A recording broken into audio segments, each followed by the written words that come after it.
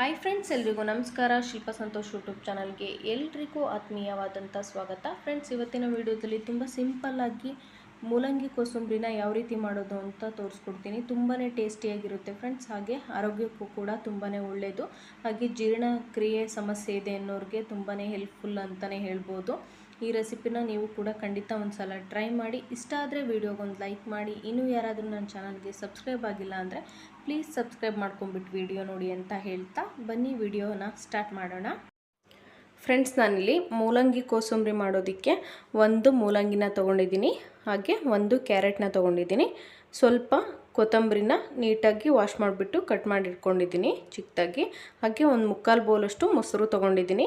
ಒಂದು medium size ಈರುಳ್ಳಿನ ಚಿಕ್ಕದಾಗಿ ಕಟ್ ಮಾಡಿ ಇಟ್ಕೊಂಡಿದ್ದೀನಿ. ಒಂದು ಅರ್ಧ ಹಸಿರು ಮೆಣಸಿನ್ಕಾಯಿ ತೊಗೊಂಡಿದ್ದೀನಿ. ಹಾಗೆ ರುಚಿಗೆ ಎಷ್ಟು ಬೇಕು ಅಂತ ಉಪ್ಪನ್ನು ತೊಗೊಂಡಿದ್ದೀನಿ.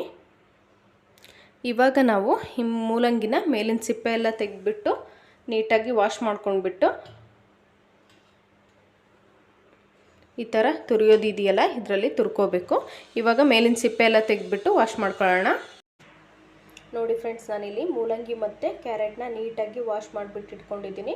ನೀವು ಮೂಲಂಗಿಲಿ ಅಷ್ಟೇ ಕೋಸಂಬರಿ ಮಾಡ್ಕೊಳ್ತೀನಿ ಅಂದರೆ ಮಾಡ್ಕೋಬೋದು. ಕ್ಯಾರೆಟ್ ಹಾಕೋದ್ರಿಂದ ತುಂಬಾ ಟೇಸ್ಟಿಯಾಗಿರುತ್ತೆ ಅಂತ ನಾನು ಒಂದೇ ಒಂದು ಕ್ಯಾರೆಟ್ನ ಆ್ಯಡ್ ಮಾಡ್ಕೊಳ್ತಾ ಇದ್ದೀನಿ. ನಿಮಗೆ ಕ್ಯಾರೆಟ್ ಬೇಡ ಅಂದರೆ ಕ್ಯಾರೆಟ್ನ ಸ್ಕಿಪ್ ಮಾಡ್ಬೋದು. ಕ್ಯಾರೆಟ್ನು ಕೂಡ ಈ ರೀತಿ ಮೇಲಿನ ಸಿಪ್ಪೆ ಎಲ್ಲ ನೀಟಾಗಿ ತೆಗೆದಿಟ್ಕೊಳ್ತಾ ಇದ್ದೀನಿ. ಇವಾಗ ನಾವು ಒಂದು ತುರಿಯೋದು ತೊಗೊಂಡ್ಬಿಟ್ಟು ಕೆಳಗಡೆ ಒಂದು ಪ್ಲೇಟ್ ಇಟ್ಕೊಂಡು ನೀಟಾಗಿ ತುರ್ಕೊಳ್ತಾ ಇದ್ದೀನಿ ಮೂಲಂಗಿ ಮತ್ತು ಕ್ಯಾರೆಟ್ನ. ನೋಡಿ, ಈ ರೀತಿ ನೀಟಾಗಿ ತುರಿದಿಟ್ಕೋಬೇಕು. ನೋಡಿ, ಇವಾಗ ಒಂದು ಮೂಲಂಗಿ ಮತ್ತು ಒಂದು ಕ್ಯಾರೆಟ್ನ ನೀಟಾಗಿ ವಾಶ್ ಮಾಡಿಬಿಟ್ಟು ತುರಿದಿಟ್ಕೊಂಡಿದ್ದೀನಿ. ಇವಾಗ ಇದಕ್ಕೆ ಹಸಿ ಈರುಳ್ಳಿ, ಒಂದು ಈರುಳ್ಳಿನ ಮೀಡಿಯಮ್ ಸೈಜ್ ಒಂದು ಈರುಳ್ಳಿನ ಚಿಕ್ಕದಾಗಿ ಕಟ್ ಮಾಡಿ ಇಟ್ಕೊಂಡಿದ್ನಲ್ಲ ಆ ಈರುಳ್ಳಿ ಸೇರಿಸ್ಕೊಳ್ತಾ ಇದ್ದೀನಿ. ಹಾಗೆ ಕೊತ್ತಂಬರಿ ಸೊಪ್ಪು ಸೇರಿಸ್ಕೊಳ್ತಾ ಇದ್ದೀನಿ. ಒಂದು ಅರ್ಧ ಮೆಣಸಿನ್ಕಾಯಿ ಹೆಚ್ಚಿಟ್ಕೊಂಡಿದ್ನಲ್ಲ ಆ ಮೆಣಸಿನ್ಕಾಯನ್ನು ಕೂಡ ಸೇರಿಸ್ಕೊಳ್ತಾ ಇದ್ದೀನಿ. ಹಾಗೆ ಮೊಸರು ಹಾಕ್ಕೊಂಡ್ಬಿಟ್ಟು ನೀಟಾಗಿ ಕಲಿಸ್ಕೋಬೇಕು.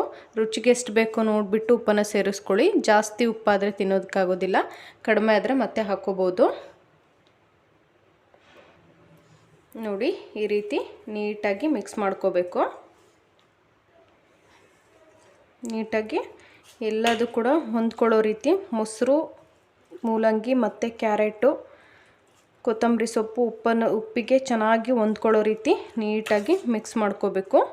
ಇದಕ್ಕೆ ನೀವು ಒಗ್ಗರಣೆ ಕೂಡ ಹಾಕ್ಕೋಬೋದು. ಸಾಸಿವೆ ಕಾಳು ಮತ್ತು ಕಡಲೆಬೇಳೆ ಅಥವಾ ಉದ್ದಿನಬೇಳೆ ಹಾಕ್ಬಿಟ್ಟು ಒಗ್ಗರಣೆ ಹಾಕ್ಕೋಬೋದು.